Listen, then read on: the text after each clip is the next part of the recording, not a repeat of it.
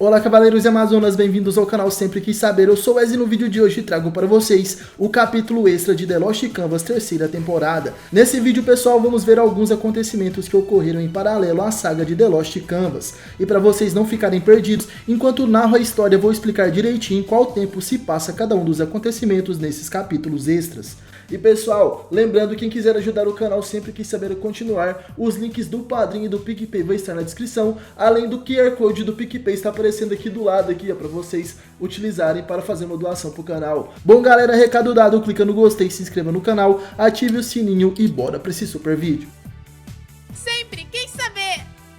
No primeiro capítulo especial, voltamos à véspera da partida do exército de Athena para Jamiel. Nesse exato momento, enquanto a Athena Sasha olha o Lost Canvas no céu, em Jamiel, Regulus, Yato e Uzuriha e os outros procuravam pelo barco da esperança. De repente, os pensamentos da deusa são interrompidos por alguém. Esse é tema de Pégaso, que dizia: Sasha, o que está fazendo? Devemos ir logo até Alone no Lost Canvas. Sísifo está nos esperando, não é verdade? A deusa então responde: me desculpe, Tema, mas veja todo este lugar. Então o Cavaleiro de Bronze entende o que estava acontecendo. Você contemplava o santuário? A deusa diz que sim, talvez eu não tenha a chance de retornar aqui. Athena e Pégaso do alto do santuário observavam as 12 casas zodiacais. Sasha falava: eu não achei que minha determinação vacilaria. Vamos logo, Tema. De repente o Pégaso a puxa pelo braço, então diz: você usa vestido, então não vamos sair correndo por aí. Vamos devagar e olhando tudo. Aquele é um servo que guarda por sua deusa. Sasha então agradece a Tema. Obrigado. Você se lembra, Tema? E o cavaleiro pergunta de que. Sasha fala que era de quando eles lutaram com as crianças do bairro. E o cavaleiro responde: ah, essa vez, aqueles meninos que sempre buscavam confusão com Alone. E sorrindo, Athena dizia: sim, nós dois tivemos problemas com eles. No fim saíamos de lá cheios de barro. E meu irmão ficou preocupado, mas eu fiquei orgulhosa. Desde então, Tema, você sempre esteve ali, pronto para defender o que é importante para mim. E ainda hoje eu o vejo coberto por barro. Sasha observa o Cavaleiro de Pégaso pelas costas, enquanto ele dizia: você está certa, e agora que eu sou um Cavaleiro de Athena, provavelmente continuo com esse mesmo propósito. Vamos salvar o Alone, eu prometo, e então voltaremos até o santuário. Sasha diz que sim, mesmo que nós agora sejamos Athena e Pégaso, isso continuará sendo uma certeza. Voltando um pouco mais no tempo, agora vemos uma história lateral aos olhos do humano Alone, o receptáculo de Hades. Estamos no primeiro embate de Alone como Hades e o recém-consagrado Cavaleiro de Pégaso Tema. O deus do submundo dizia: a morte de sua vila, o fim do humano chamado Alone, a morte de seu amigo também. Doku e Xion estavam paralisados perante Alone, que saía daquele local juntamente de Cagarro de Benu, deixando para trás o corpo de Tema, o Cavaleiro de Pégaso. A Guerra Santa acabava de começar. Com lágrimas de sangue, Alone sorria enquanto estava sendo rodeado pelos servos de Hades, os espectros. Alguns eram até mesmo conhecidos por nós, que lutaram na Guerra Santa contra os Cavaleiros, como por exemplo o Faraó de Esfinge e Queen de Auraune. Este é o século XVIII, a era da Guerra Santa que começou, quando o jovem que servia de anfitrião para o Imperador da Escuridão assassinou Pégaso, ainda que fosse o seu amigo. Porém o jovem anfitrião escondia o que ele realmente sentia, e o único a saber sua verdadeira face era Cagarro de Benu, seu servo mais fiel. Alone estava completamente triste, seus olhos transmitiam o verdadeiro desespero e angústia por tirar a vida de seu melhor amigo. Então somos levados até a primeira prisão do submundo, a Corte Silenciosa. Então ouvimos a risada de alguém ecoando naquele local. Alguém controlava uma simples marionete e dizia: oh, olhe, Sr. Minos, sou boa ou não? Acho que agora posso me tornar sua ajudante, Sr. Minos. Aquela era uma das servas de Hades, uma dama do submundo.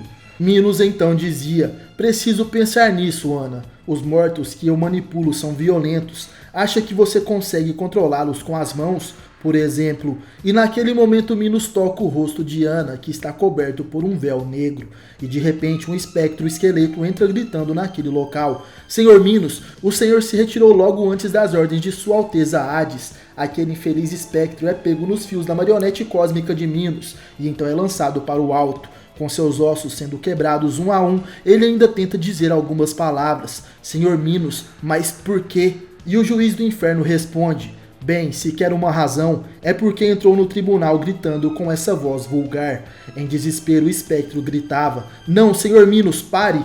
Mas sem nenhuma hesitação, Minos de Gryffon executa o espectro e calmamente diz: "Bom, Ana, tenho mais o que fazer. Está bom por hoje, volte depois." Ela então acata as ordens de seu mestre e sai dali. Ele então, com seu sorriso maligno, avista uma pessoa se aproximando da escadaria e diz: "Bom, não há ninguém agora. A senhorita Pandora sabe que você está aqui, senhor Hades." Aquele que sobe as escadas, onde o espectro morto por Minos estava, é Alone, que como Hades, segurava seu pequeno cãozinho Cerberus nas mãos. Ele tinha um olhar triste, e enquanto tocava o espectro, o esqueleto morto dizia: "É mesmo terrível que isso aconteça, mesmo aqui no submundo. Não pode ser. Isso prova que ninguém pode obter a salvação, seja em vida ou até mesmo seja em morte." Minos, por sua vez, se pronuncia: "Eu não entendo o que está dizendo. Se você mesmo acabou de destruir seu povo agora há pouco, isso fez o número de arquivos de avaliação dos mortos aumentar consideravelmente." E então Alone pergunta se pode ver um desses arquivos. Minos pergunta qual deles seria, e seu senhor responde: "Daquele que era meu amigo quando humano, o arquivo de tema de Pégaso." Eis então que Minos o leva a uma grande biblioteca, enorme prateleiras com milhares de livros. Ele dizia: "Estas escrituras presentes aqui irão registrar todos os delitos cometidos por cada uma das pessoas. Depois de sua morte, seus crimes são transferidos para meus arquivos." Nesse momento, Minos pega um livro e o abre enquanto diz: "Tema de Pégaso deveria estar escrito que morreu." Alone, com um olhar triste, então responde que sim, provavelmente seria isso. E Minos então explica: "Contudo, seu nome não está reportado nos arquivos e parece que sua alma não está nem mesmo no mundo dos vivos ou no submundo." E Alone queria saber o que isso significava. Porém, Minos apenas diz que é enigmático, mas poderia estar tanto vivo quanto morto. Mas como pode ser se o Imperador das Trevas o enviou pessoalmente para cá? Diante aquelas palavras, Alone não consegue esconder seu olhar de surpresa e apenas fala: "Tema então ainda está vivo?" E Minos então percebe aquilo. Ele fecha o livro e o coloca de volta no lugar entre os outros, até que se pronunciava: "E a outra coisa incompreensível é que os crimes do humano Alone ainda estão sendo atualizados." Minos puxa outro livro e o abre rapidamente. Alone então se assusta com aquela investida do juiz do inferno e solta seu cãozinho. O espectro de Gryffon continuava falando: "Não é estranho? Agora que se tornou o imperador da escuridão, se supõe que sua alma foi exterminada, sem dúvida. Mas a arrogância, o homicídio, a enganação estão crescendo mais e mais nesses registros. Nunca havia visto um humano tão maligno. Isto não pode ser, já que Alone não passa de uma simples marionete. Uma triste marionete cujo vínculo com o Sr. Hades já foi decidido." Alone estava encurralado cada vez mais, apreensivo com aquela situação. Ele então decide fazer algo. De repente, com apenas um movimento de sua mão, utilizando o poder de Hades, ele queima o livro nas mãos de Minos. O juiz do inferno, perplexo, vê os registros do humano virando cinzas em suas mãos. E de repente, uma face maligna toma conta do receptáculo de Hades. Com um olhar perfurador, ele se pronuncia: "Por acaso você duvida de mim, Minos? Esta marionete Alone não existe mais. Sou eu quem vai trazer a salvação para os humanos da terra e do inferno.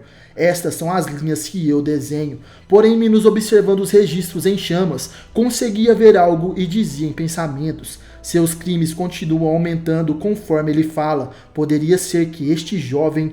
De repente o livro cai no chão e Minos olha à sua frente algo que o aterroriza. O maligno Alone, que dizia: "Eu me tornarei o imperador das trevas que trará salvação na morte, ainda que tenha que dedicar a isso todos os meus poderes." E o Gryffon, assustado, pensava: ele planeja continuar neste caminho como um marionetista? Interessante. Neste caso eu vou servir esta pessoa.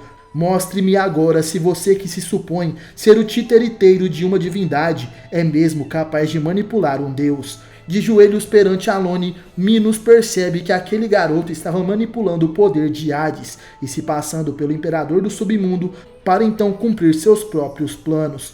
Bom galera, esse foi o primeiro vídeo dos capítulos especiais de The Lost Canvas terceira temporada. Tem mais alguns capítulos extras de acontecimentos paralelos à história principal, assim como esses. E se vocês querem que eu traga aqui no canal, já clica aí no gostei, deixa bastante comentário e é claro, compartilha com a galera para ajudar o canal a crescer cada vez mais. Lembrando, quem quiser apoiar o Sempre Quis Saber, tem o link do Padrim e do PicPay na descrição, além do Seja Membro aqui no YouTube, ao lado do botão de se inscrever. No mais pessoal, obrigado por assistirem o vídeo até o final. Valeu, falou, tamo junto e até a próxima. Você já sentiu o Cosmo?